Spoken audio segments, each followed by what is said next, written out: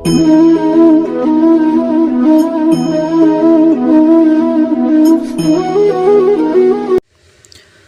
Guys, कैसे हो आप लोग। वेलकम बैक आपका अपना चैनल केमिस्ट्री पॉइंट बाय विशाल सोनी। हमारी जो यूनिट चली हुई है बच्चों केमिकल बॉन्डिंग, आज उसका पार्ट नंबर 2 है। फर्स्ट पार्ट में मैंने आपको केमिकल बॉन्डिंग जो थी उसका इंट्रोडक्शंस कराया था, ठीक है, कि केमिकल बॉन्डिंग हम किस लिए पढ़ते हैं। ठीक है, आज का हमारा जो फर्स्ट थ्योरी है बच्चों वो ल्यूइस कोशल्स कंसेप्ट के ऊपर टॉपिक है हमारा।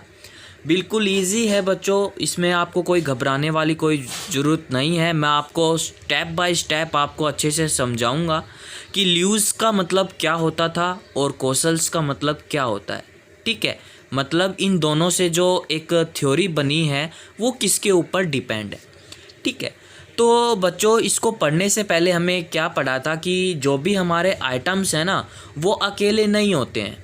ठीक है, मतलब कोई ना कोई उसके साथ ज़रूर होता है आइटम के साथ, केवल नोबल गैस को छोड़कर। ठीक है, जब भी कोई आइटम अकेला होता है ना तो वो क्या करता है कि उसके आउटर मोस्ट सेल की कॉन्फ़िगरेशंस क्या होती है, इनकम्प्लीट होती है। क्या होती है? इनकम्प्लीट होती है। और उसे कंप्लीट करने के लिए उस जो हमारा कंपाउंड है या जो भी हमारी कॉन्फ़िगरेशंस है उसको करने के लिए वो नोबल गैस की तरह आना चाहता है। नोबल गैस की तरह आना चाहेगा तो वो क्या करेगा, खुद को स्टेबल होना चाहेगा। ठीक है, इसलिए ये हमें ल्यूइस कोशल्स कंसेप्ट पढ़ना पड़ेगा।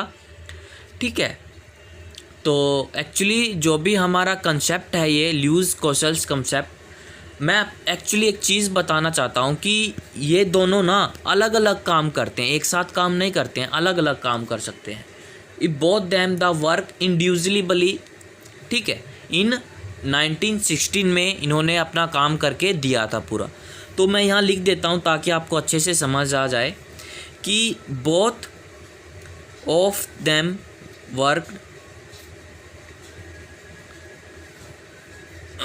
Work individual. ओके,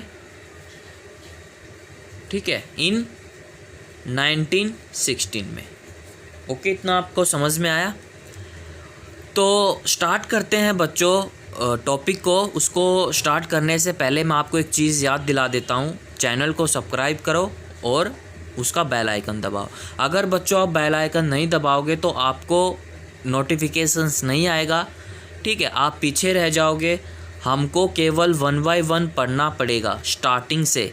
ठीक है, ओके। तो केमिकल बॉन्डिंग हमारी यूनिट है class 11th chapter unit 4th। Okay, तो फर्स्ट ऑफ ऑल मैं बात करूँगा बच्चों ल्यूइस। ठीक है, ये क्या कहना चाहता था, तो यहाँ मैं हेडिंग बना देता हूँ ल्यूइस का एक्चुअली काम क्या था। मेरे पास बच्चों कोई एक दो आइटम ले लिए मैंने। एक आइटम ले लिया सोडियम का और एक आइटम ले लिया मैंने कैल्शियम का। ठीक है, उन दोनों आइटम को लेकर मुझे चेक करना है कि उसकी हम कॉन्फ़िगरेशंस कैसे चेक करेंगे, उसका इनर कैसा होगा और उसका आउटर कैसा होगा। ठीक है, तो वो सारी बातें हम किस में पढ़ते हैं, ल्यूइस के अंदर पढ़ते हैं। तो मैं आपको 1 बाय 1 एग्जाम्पल के थ्रू आपको समझाऊंगा। नाउ हमारा जो टॉपिक है बच्चों वो है ल्यूइस। ठीक है, इसने क्या कहा है कि बच्चों इसने 2 एग्जाम्पल ले लिए हैं यहाँ, मतलब एक ले लिया सोडियम जिसका एटॉमिक नंबर 11 होता है और दूसरा ले लिया इसने क्लोरीन जिसका एटॉमिक नंबर 17 होता है। ठीक है, अब इसने क्या बोला है कि बच्चों इसने इसके अंदर हमें क्या करना है, इसके कॉन्फ़िगरेशंस को फिल करना है। ठीक है, कैसे करोगे, 1s में 2 होते हैं, 2s में भी 2 होंगे, 3p में मतलब आपको सभी को पता है ये ओवरऑल बुक होता है। ठीक है, ओवरऑल बुक होता है। और जो हमारे 3s में बन गया, 2p में ओवरऑल बुक होता है, 3s में ओनली 1 आएगा। ठीक है, तो टोटल हमारे कितने हो गए, 11 हो गए इसके। और इसमें देखेंगे हम क्लोरीन के अंदर तो 1s में 2 हो गए, इसमें भी 2 हो गए, 2s में 2p में भी 6 आएंगे, ये भी भरा जाएगा, इसमें भी ये आएगा, इसमें भी इतने आएंगे और इसमें लास्ट का 1 आएगा। तो हमारा टोटल कितने हो गए? 70 होंगे। ठीक है, तो आप ल्यूज ने क्या कहा है कि बच्चों जो हमारा लास्ट वाला होता है ना 3s, वो क्या होता है? वो होता है बच्चों हमारा थर्ड सेल, मतलब वैलेंस सेल। इसको मैं लिख देता हूँ, ये हमारा क्या होता है? Third cell. थर्ड सेल बोले तो वैलेंस। ठीक है, थर्ड सेल हो गया हमारा वैलेंस। इसमें भी जो हमारा लास्ट वाला है 3s और 3p का, ये क्या बन गया हमारा? ये भी हमारा थर्ड सेल बन गया वैलेंस का।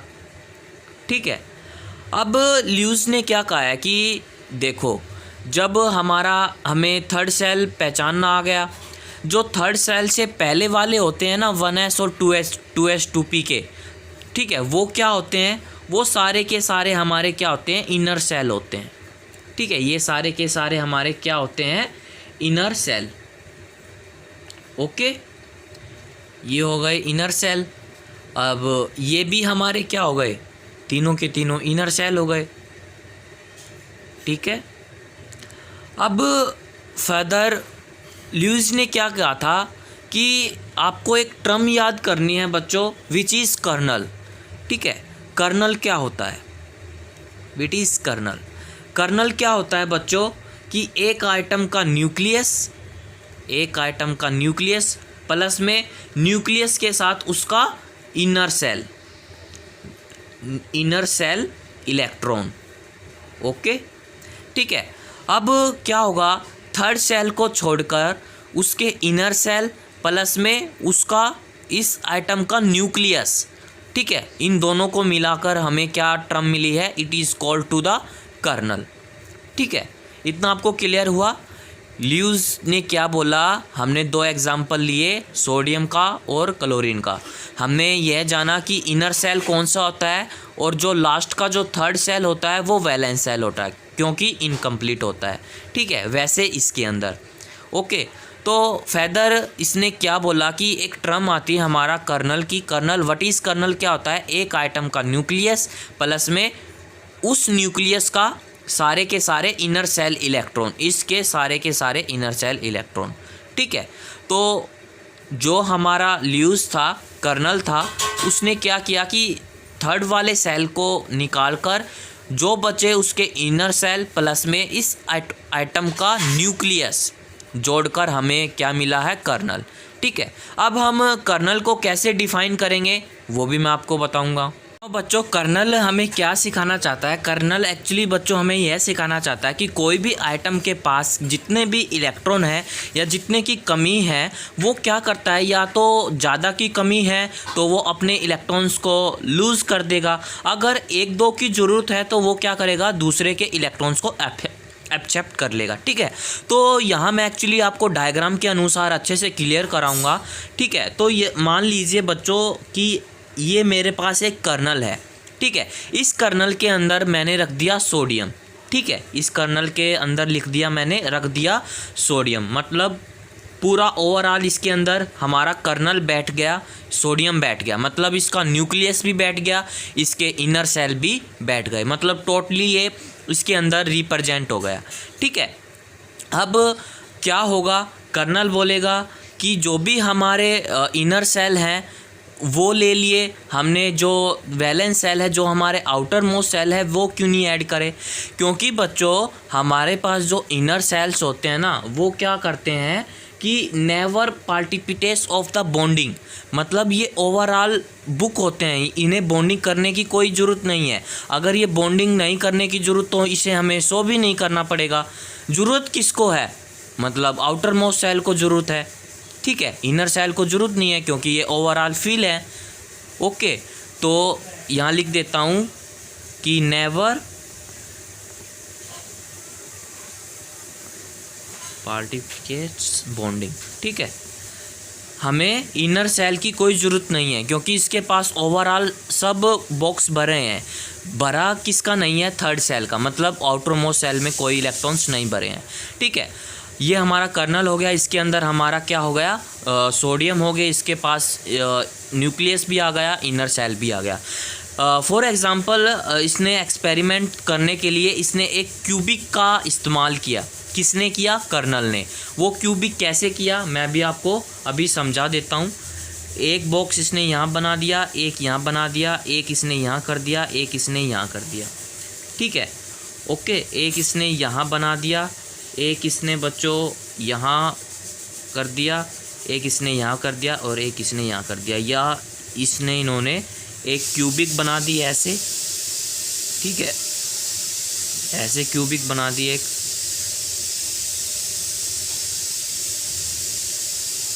ऐसे क्यूबिक बना दी, ठीक है। बीच में हमारा आ गया, क्या आ गया, सोडियम आ गया बीच में, ठीक है।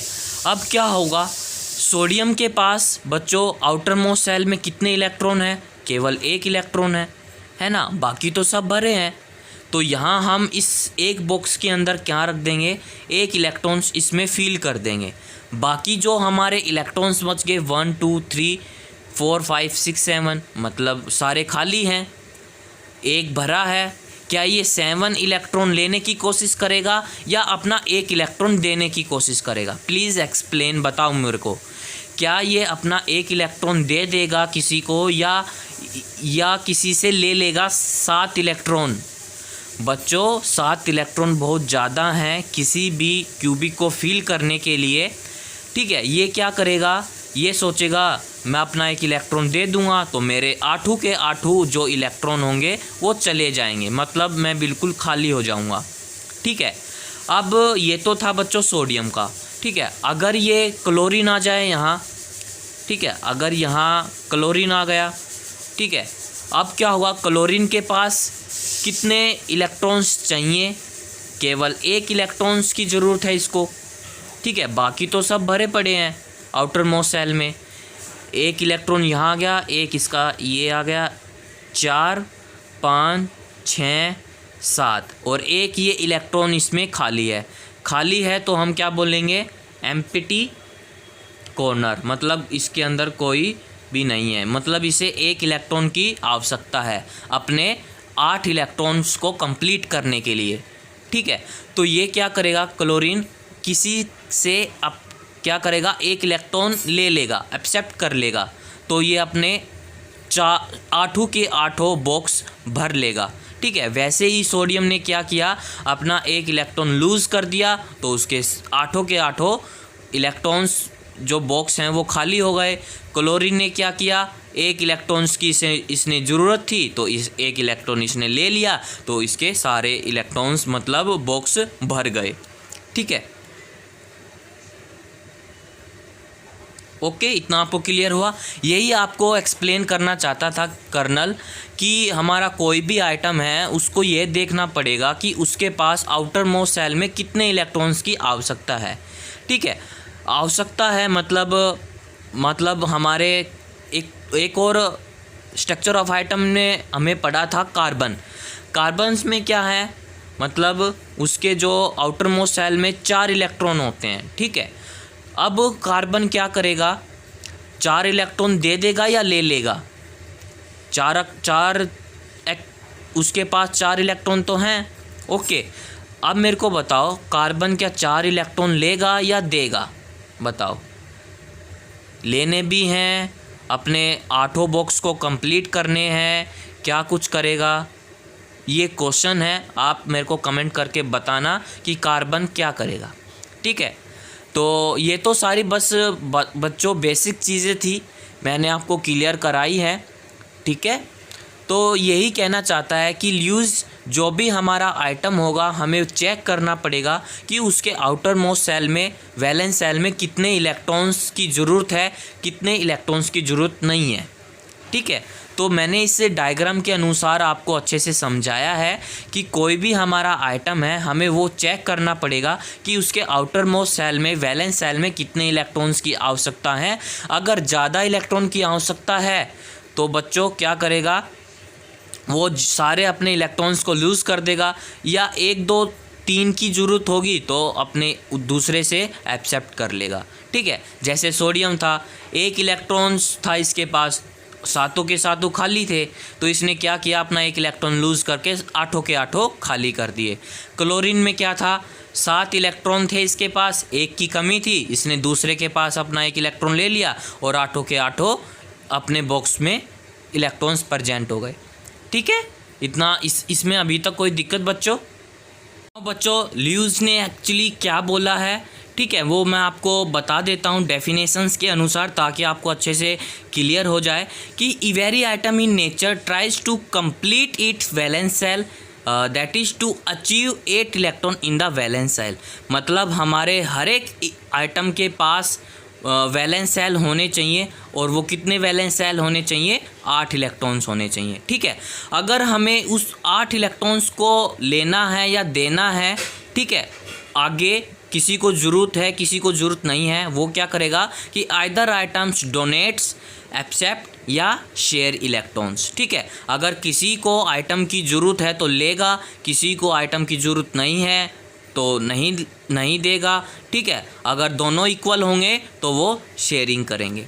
ठीक है, थर्ड पॉइंट हमारा क्या है कि we have imagine atom has a cubic, मतलब हमें एक आइटम है उसको इमेजिन करना पड़ेगा एक क्यूब की तरह। ठीक है, where the centre of cube is called to the kernel at 8 electrons are occupied by the electrons of this valence shell.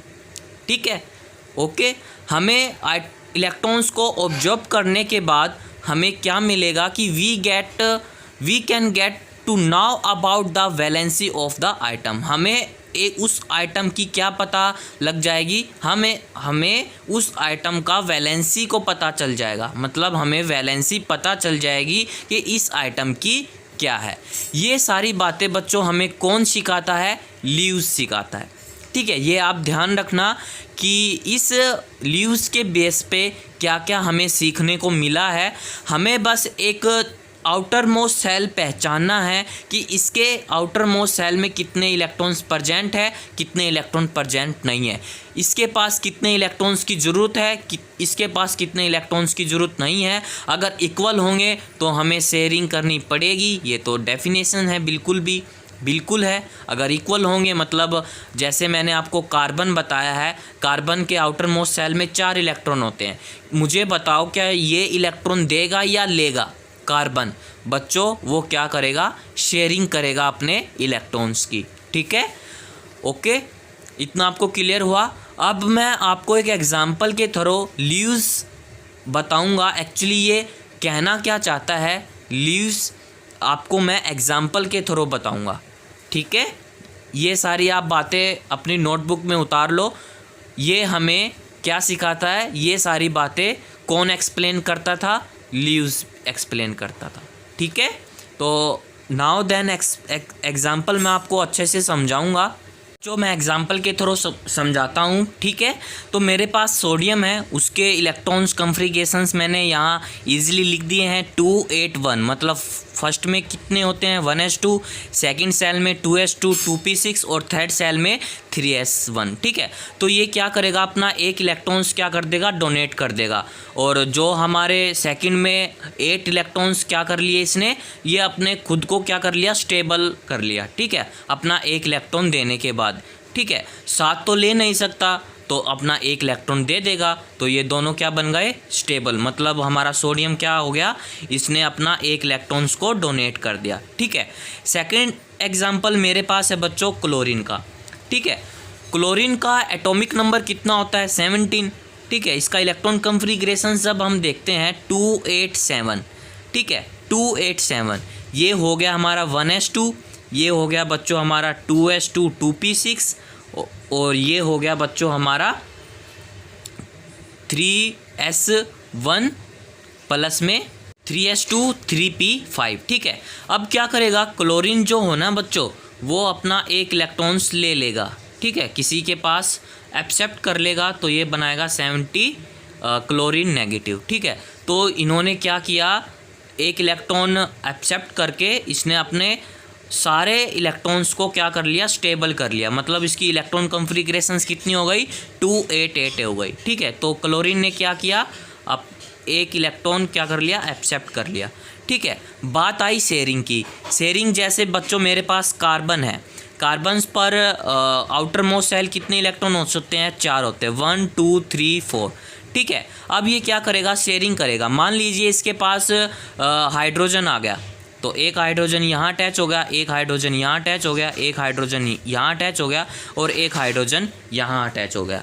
ठीक है, शेयरिंग करके इस कार्बन ने क्या किया, अपने 8 इलेक्ट्रॉन्स को कंप्लीट कर लिया। ठीक है, 8 इलेक्ट्रॉन्स को कंप्लीट कर लिया तो कार्बन बोलेगा कि मेरे जो इलेक्ट्रॉन्स हैं उनकी भी ज़रूरत है और हाइड्रोजन के जो इलेक्ट्रॉन हैं उनकी भी जो ज़रूरत है। तो टोटल ओवरऑल इस कार्बन के पास कितने इलेक्ट्रॉन हो गए, 8 इलेक्ट्रॉन हो गए। तो ये कैसा केस हो गया बच्चों, शेयरिंग का केस हो गया।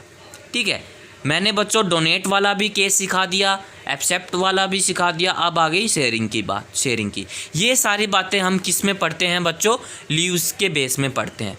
अब इसने एक चीज़ और बोली है बच्चों, एक चीज़ और नई बनाई है। ठीक है, तो हमें ये आगे जो सारे इलेक्ट्रॉन्स हैं ना, हमें कैसे पता चलेगा कि उसके आउटर मोस्ट सेल में कितने इलेक्ट्रॉन्स प्रेजेंट हैं हर एक आइटम के पास। ठीक है, तो लीव्स ने बच्चों एक आसानी से एक चीज़ बनाई है, बहुत बढ़िया बनाई है, ताकि आपको ईजी मेथड के अनुसार मैं आपको सिखाने की कोशिश करूँगा कि हर एक आइटम के पास बच्चों उसके पास आउटर मोस्ट सेल मतलब वैलेंस सेल में कितने इलेक्ट्रॉन्स प्रेजेंट हैं।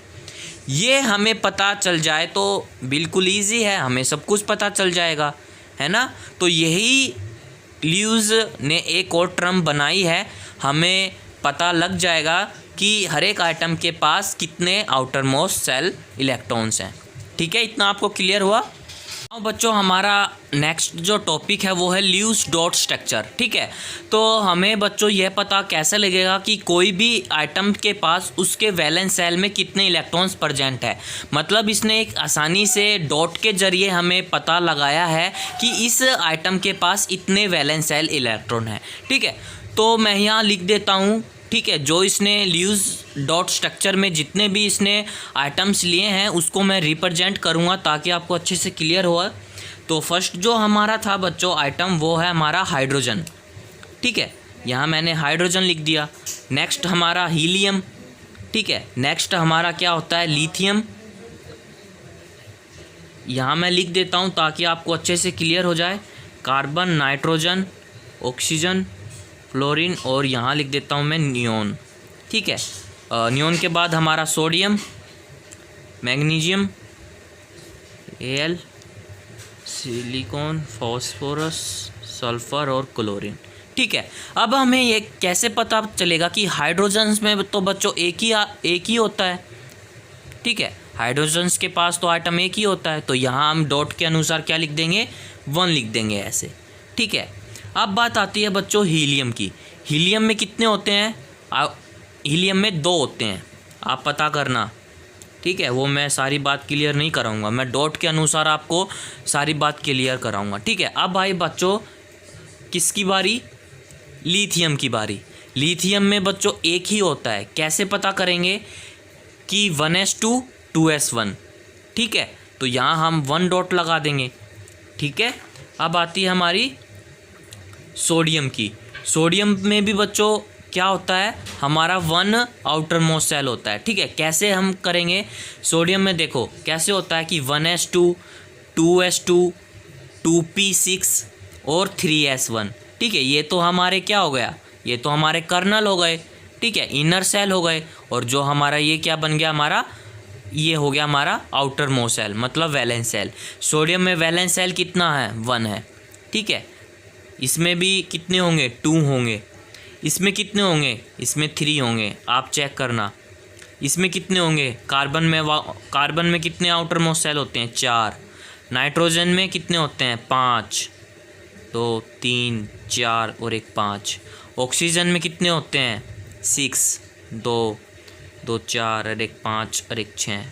फ्लोरीन में कितने होते हैं, 7, 2 2 4 2 6 और एक 7।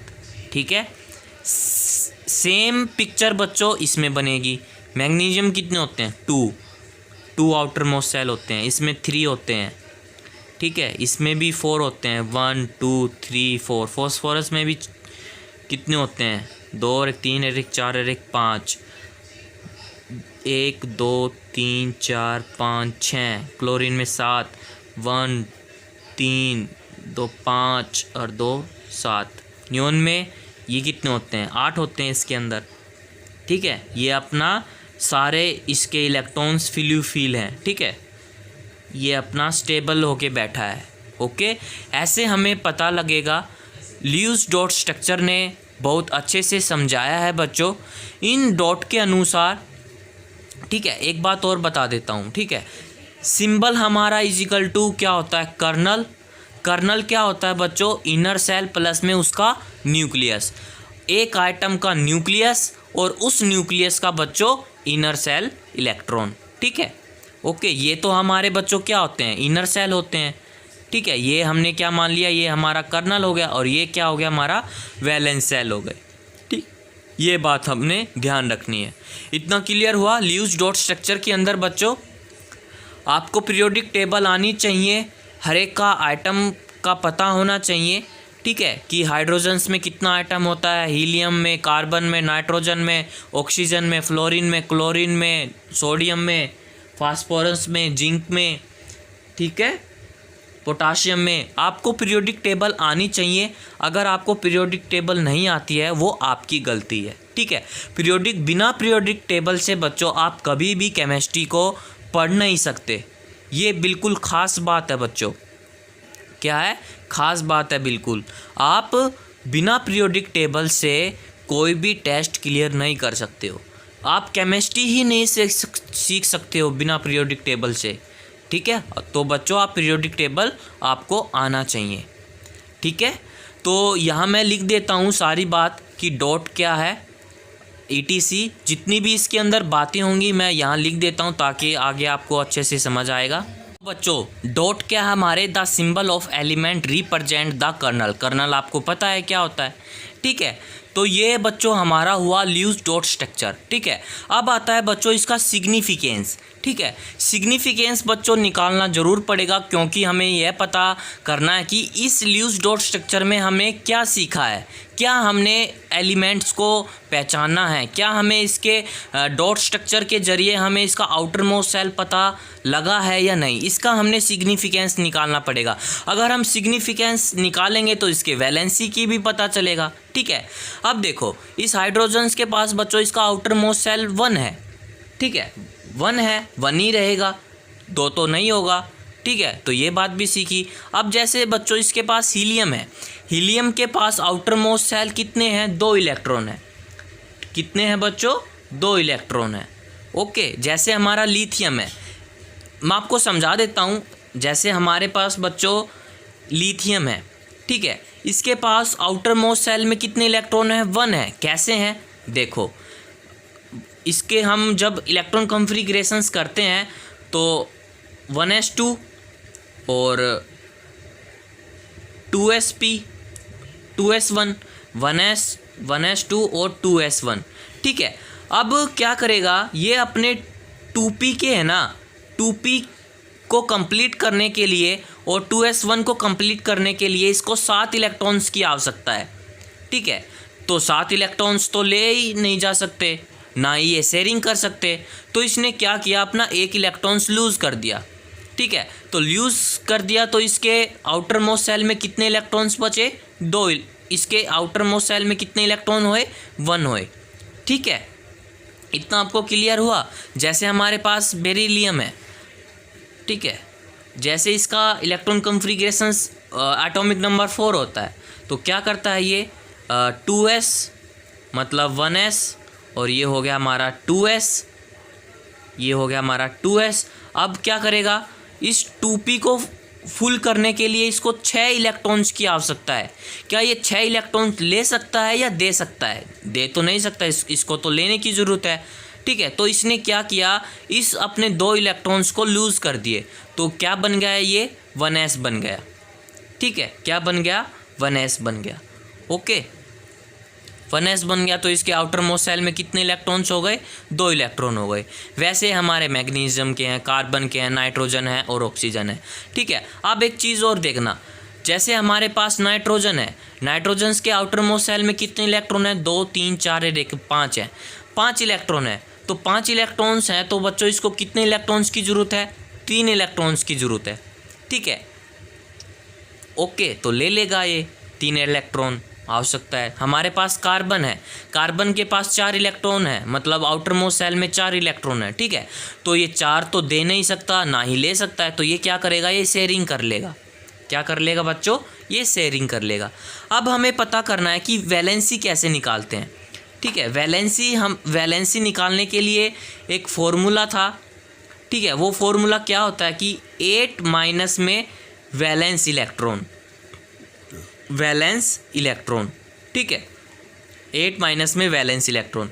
ठीक है, जैसे मेरे पास बेरिलियम है, मतलब मेरे पास बच्चों कार्बन है, तो 8 माइनस कार्बन का एटॉमिक नंबर, मतलब इसके आउटर मोस्ट सेल में कितने इलेक्ट्रॉन है, 4 इलेक्ट्रॉन है, वैलेंस इलेक्ट्रॉन में 4 हैं, तो वैलेंसी कितनी आ गई इसकी, 4 आ गई। किसकी, कार्बन की कितनी आ गई, 4 आ गई। ठीक है, वैसे हमारे पास नाइट्रोजन है तो 8 माइनस में 5। ठीक है, तो कितना बन गया इसकी वैलेंसी कितनी निकल के आई है, 3 निकल के आई है। ओके, तो इनकी हमें क्या पता चल गया बच्चों, इनकी हमें वैलेंसी का भी पता चल गया, हमें ये भी पता चल गया कि कितने आइटम के अंदर कितने आउटर मोस्ट सेल प्रेजेंट होते हैं, कितने नहीं होते हैं। ठीक है, जैसे हमारा ऑक्सीजन है, ऑक्सीजन के पास आउटर मोस्ट सेल कितने हैं, 2 2 4 और 1 5 और 1 6 हैं, तो 8 माइनस 6 इसकी वैलेंसी कितनी आ जाएगी बच्चों, 2 आ गई। तो ऐसे हम इस वैलेंसी को भी चेक कर सकते हैं। ठीक है, तो सिग्निफिकेंस में हम क्या लिखेंगे कि that we can get the valencies और that the group valency of the element. ठीक है, ये हम इस सिग्निफिकेंस में लिख सकते हैं। तो ल्यूज डॉट स्ट्रक्चर में हमें क्या पढ़ा है, हमें इसके आउटर मोस्ट सेल डॉट के जरिए पता लग जाएगा कितने वैलेंस सेल होते हैं, हमें इसकी वैलेंसी भी पता चल जाएगी। ठीक है, इतना आपको क्लियर हुआ, बिल्कुल इजी है, बिल्कुल घबराने की कोई बात नहीं है। हमें वैलेंसी का भी पता चल गया, हमें डॉट के जरिए कितने आउटर मोस्ट सेल में एक आइटम में कितने प्रेजेंट है और वो भी पता चल गया। इतना आपको क्लियर हुआ। अब बच्चों आगे आता है हमारा क्वेश्चन। ठीक है, ये भाई साहब क्या कहते हैं, ल्यूज भाई साहब ने क्या बोला है कि हमने एक आइटम के पास कितने आउटर मोस्ट सेल प्रेजेंट होते हैं, हम उसकी वैलेंसी कैसे निकालते हैं, उसने डॉट स्ट्रक्चर के माध्यम से अच्छे से एक्सप्लेन किया है। अब बात आती है बच्चों कौशल भाई साहब की। ये क्या कहता है कि मतलब जो भी हमारे पास क्या होता है, मतलब एक आइटम कैसा होता है, एक आइटम ऐसा होता है कि एक आइटम गेन करता है और एक आइटम लूज़ कर देता है। ठीक है, मतलब अपने इलेक्ट्रॉन्स को। बीच में क्या होता है बच्चों, एक तरफ आता है बच्चों लूज इलेक्ट्रॉन, इस तरफ आता है बच्चों हमारा एक्सेप्ट इलेक्ट्रॉन। बीच में क्या आता है, बीच में एक electrostatic force of attraction development होती है उसके अंदर। ठीक है, वो डेवलपमेंट कैसे होती है वो मैं आपको अच्छे से क्लियर कराऊंगा। क्वेश्चंस के अंदर बच्चों बहुत अच्छी बातें बताई हैं इसने कि हमारी बच्चों एक पीरियोडिक टेबल होती है। पीरियोडिक टेबल के अंदर बच्चों 3 टाइप के लोग बैठे रहते हैं। कितने टाइप के लोग, 3 टाइप के लोग। कौन कौन से हैं मैं आपको समझाऊंगा। फर्स्ट जो हमारा टाइप है वो है नोबल टाइप का आदमी। नोबल टाइप का आदमी है। ये कैसा आदमी है बच्चों पीरियोडिक टेबल के अंदर, ये है बच्चों स्टेबल टाइप का आदमी। ठीक है, स्टेबल इलेक्ट्रॉन कॉन्फ़िगरेशन है इसके अंदर। इस साइड क्या होता है बच्चों, इस साइड एक भाई साहब बैठे होते हैं एल्कलाइन मेटल वाले। ठीक है, एल्कलाइन मेटल के आदमी बैठे होते हैं इस तरफ। ठीक है, तो वो क्या करते हैं, अपने इलेक्ट्रॉन्स को लूज़ कर देते हैं। ठीक है, दे देते हैं किसी को। इस तरफ कैसे आदमी होते हैं बच्चों, हैलोजन टाइप के आदमी। ठीक है, कैसे टाइप के, हैलोजन टाइप के, मतलब अपने इलेक्ट्रॉन्स को एक्सेप्ट करना, इलेक्ट्रॉन्स को एक्सेप्ट करने वाला आदमी। ठीक है, अब देखो, ये एल्कलाई मेटल और ये वाला भाई साहब क्या सोचेगा, मैं भी नोबल के पास जाऊं, और ये वाला बोलेगा मैं भी इसके पास जाऊंगा, मैं भी खुद को स्टेबल होना चाहूँगा, ये बोलेगा मैं भी खुद को स्टेबल होना चाहूँगा। तो बच्चों स्टेबिलिटी क्या होती है, मैंने आपको बताया है कि हम स्टेबिलिटी पाने के लिए अच्छी मेहनत करते हैं, ठीक है, अच्छे कॉलेज से स्टडी करते हैं, अच्छे स्कूल से अच्छे संस्कार लेते हैं, ठीक है, अच्छी जॉब पाते हैं, जॉब करने के बाद बच्चों खूब मस्ती करते हैं, ठीक है। मतलब क्यों करते हैं, हमें एक अच्छी सी स्टेबिलिटी पाते हैं, ठीक है। किसी से ज्ञान लेते तो हमें क्या मिल जाता है, हमें स्टेबल हो जाते हैं उस इंसान से। किसी से अटैचमेंट हो जाती है तो हमें क्या मिल जाता है, एक स्टेबल होने का कारण बन जाता है। एंड एनीथिंग ETC, मैंने तो बस एक समझाया है स्टेबिलिटी क्या होती है। तो एल्कलाई मेटल क्या करता है, अपने इलेक्ट्रॉन्स को लूज़ कर देता है, ठीक है, और हैलोजेंस क्या करता है, अपने जो इलेक्ट्रॉन है ना वो एक्सेप्ट करने की क्षमता रखते हैं। तो ये वाला भी बोलेगा कि मैं भी नोबल जैसा बनूंगा, ये वाला भी बोलेगा कि मैं भी नोबल जैसा बनूंगा। मतलब ये दोनों क्या करेंगे, स्टेबल होना चाहेंगे, ठीक है। इतना आपको क्लियर हुआ कौशल्स क्या कहता है? ओके, मतलब दोनों तरफ के लोग, बीच वाले जो होता है ना हमारा, वो नोबल होता है, और ये दोनों क्या कहेंगे कि मैं भी स्टेबल होना चाहूँगा, ठीक है। तो मैं पॉइंट वाइज आपको लिखवा देता हूँ कि कौशल्स क्या क्या सिखाना चाहता है हमको। ओके, जो हमारा कौशल भाई साहब क्या कहता है कि जो भी हमारा एल्कलाई मेटल जैसा आदमी है और हैलोजन जैसा आदमी है, ये दोनों आपस में क्या करेंगे, अब कोई तो ये तो करेगा अपने इलेक्ट्रॉन्स को लूज़ करके, मतलब नोबल जैसा बनना चाहेगा, मतलब स्टेबल बनना चाहेगा, और जो हमारा हैलोजन है ये अपने एक्सेप्ट करके इलेक्ट्रॉन्स कैसा बनना चाहता है, नोबल जैसा बनना चाहता है, मतलब स्टेबल बनना चाहता है, ठीक है। तो कौशल्स ने बच्चों कुछ पॉइंट बताए हैं, मैं आपको क्लियर लिखवा देता हूँ यहाँ कि that very atom in nature tries to become like a noble gas, मतलब जो भी हमारा आइटम है ना वो नोबल जैसा होना चाहिए, ठीक है। Okay, to obtain the stable electron configurations, उस अगर ये नोबल जैसा बनेगा तो इसके इलेक्ट्रॉन क्या होंगे, इलेक्ट्रॉन कॉन्फ़िगरेशंस फुली फिल होंगे, मतलब इसके पास 8 इलेक्ट्रॉन कॉन्फ़िगरेशन हो जाएंगे, ये खुद को स्टेबल हो जाएंगे, ठीक है। नेक्स्ट हमारे पास क्या है कि metal always lose electron to obtain stable electron configurations, ठीक है। जब कोई मेटल अपना एक इलेक्ट्रॉन लूज़ कर देता है तो वो कैसा हो जाता है बच्चों, कैटायन जैसा हो जाता है, ठीक है, कैसा हो जाता है, कैटायन जैसा। और नॉन मेटल लाइक जैसे halogen accept of electron to obtain stable होना चाहेगा, ठीक है, तो कैसा बन जाएगा, एनायन जैसा बन जाएगा। मेटल वाला आदमी तो क्या बनाएगा, अपने एक इलेक्ट्रॉन्स को लूज़ करके बनाएगा कैटायन, ठीक है, और नॉन मेटल जैसा आदमी मतलब हैलोजन्स इलेक्ट्रॉन्स को एक्सेप्ट करके क्या बनाएगा, एनायन बनाएगा, ठीक है। तो then the atom loss its electron to obtain positive charge, अगर कोई आइटम मतलब कोई हमारा मेटल लूज़ होगा तो उस पर बच्चों कैसा चार्ज लगेगा, पॉजिटिव चार्ज। अगर कोई भी atom accept electron to obtain negative charge, ठीक है, हमारा जो एक्सेप्ट करेगा कोई इलेक्ट्रॉन्स तो उसके ऊपर कैसा चार्ज लगेगा, नेगेटिव चार्ज लगेगा, ठीक है। अगर पॉजिटिव और नेगेटिव चार्ज लगने के बाद उन दोनों के बीच में जो फोर्स ऑफ अट्रैक्शन होता है कैसा होता है कि the positive charge has the negative charge ions are attacked by the electrostatic force of attraction, ठीक है। मतलब इन दोनों के बीच में अगर स्टेबल होना चाहेगा, इन दोनों के बीच में एक इलेक्ट्रोस्टैटिक फोर्स ऑफ अट्रैक्शंस लगेगा। अट्रैक्शन होने के बाद ये क्या करेगा, चिपक जाएंगे, दोनों आपस में चिपक जाएंगे। चिपकने के बाद बच्चों जो फोर्स लगेगा, जो बॉन्ड बनेगा, वो कैसा बॉन्ड बनेगा बच्चों, इलेक्ट्रोड वैलेंट बॉन्ड, ठीक है। इस इलेक्ट्रॉन वैलेंट बॉन्ड को हम क्या कहते हैं, आयोनिक बॉन्ड भी कहा जाता है, ठीक है। क्लियर हुआ इतना आपको? तो बेसिक बच्चों हमें कौशल्स क्या समझाना चाहता है कि मान लीजिए इस नोबल गैस के पास बच्चों 8 इलेक्ट्रॉन है, ठीक है। तो एल्कलाई मेटल 8 इलेक्ट्रॉन्स क्या करेगा, मतलब एल्कलाई मेटल अपने इलेक्ट्रॉन्स को लूज़ करके नोबल जैसा बनना चाहेगा, और हैलोजन्स क्या करेगा, एक्सेप्ट करके नोबल गैस जैसा बनना चाहेगा। मतलब दोनों का कहना क्या है कि मतलब हमारे जो आउटर मोस्ट सेल में है ना वो अपने 8 इलेक्ट्रॉन्स को रखना चाहता है, कैसे ना कैसे करके स्टेबल होना चाहता है। यही सारी बातें कौशल्स ने आपको अच्छे से समझाई है।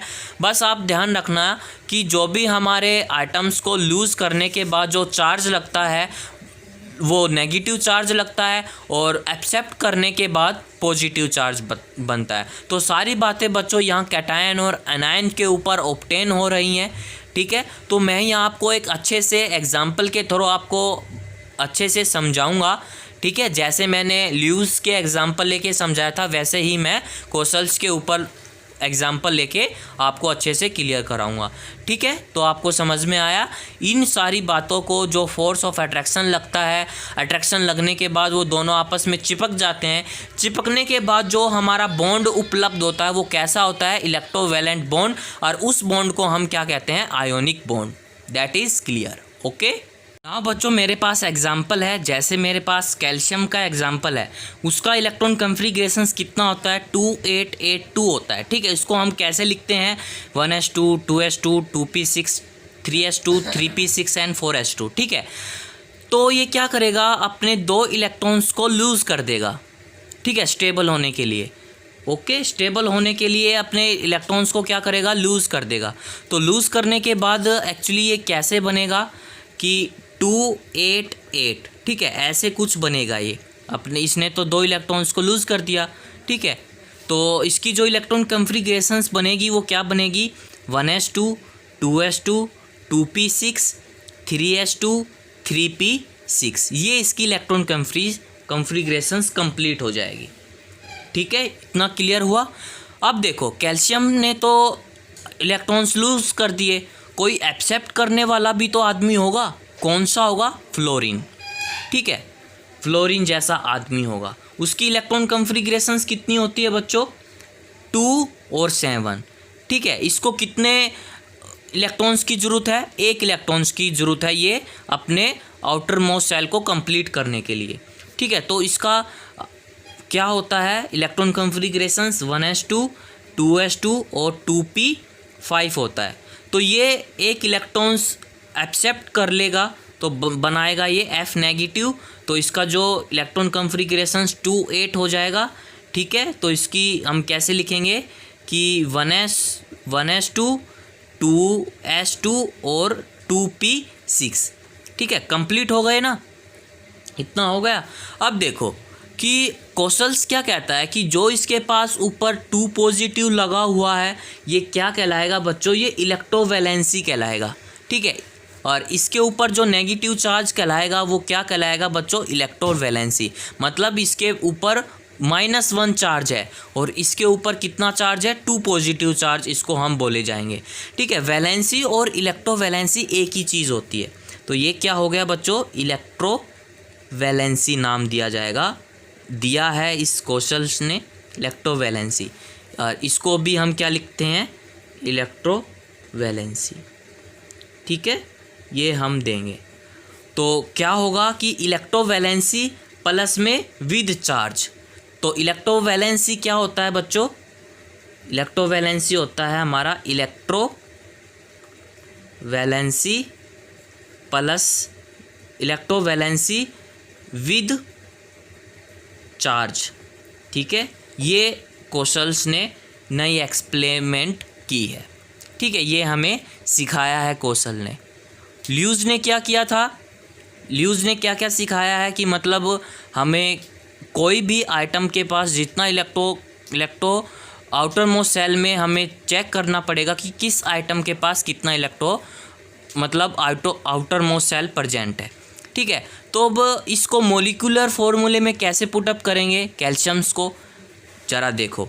Ca है, इसके ऊपर 2 पॉजिटिव चार्ज है, ठीक है।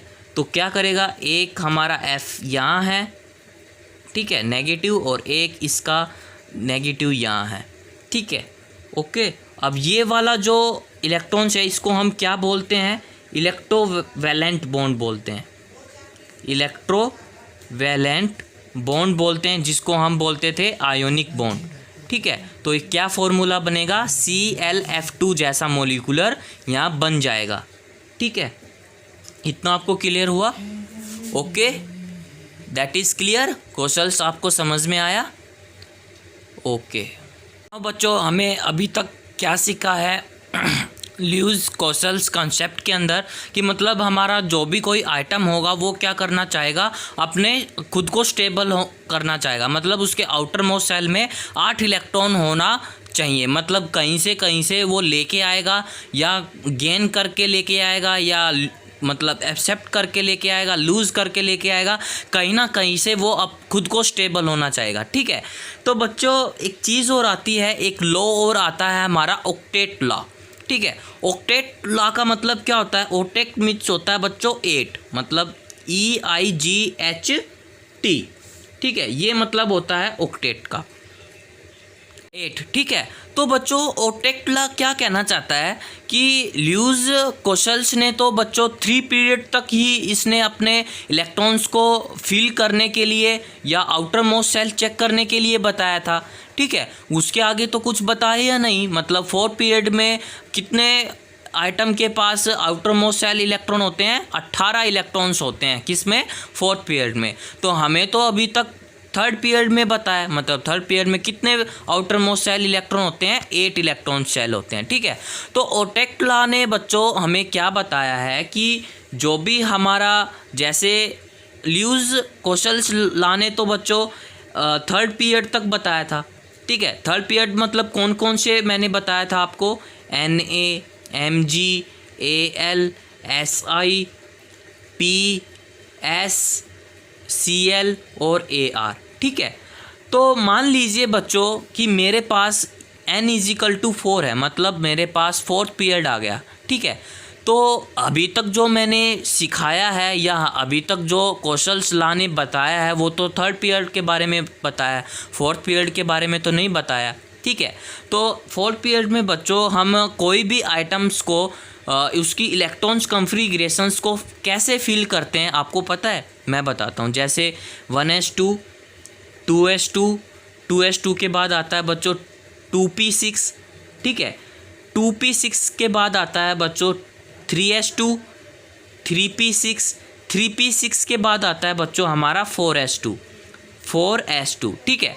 तो 3rd पीरियड में बच्चों कितने हो गए आपको पता है? 4s2 के बाद आता है बच्चों हमारा 3d10।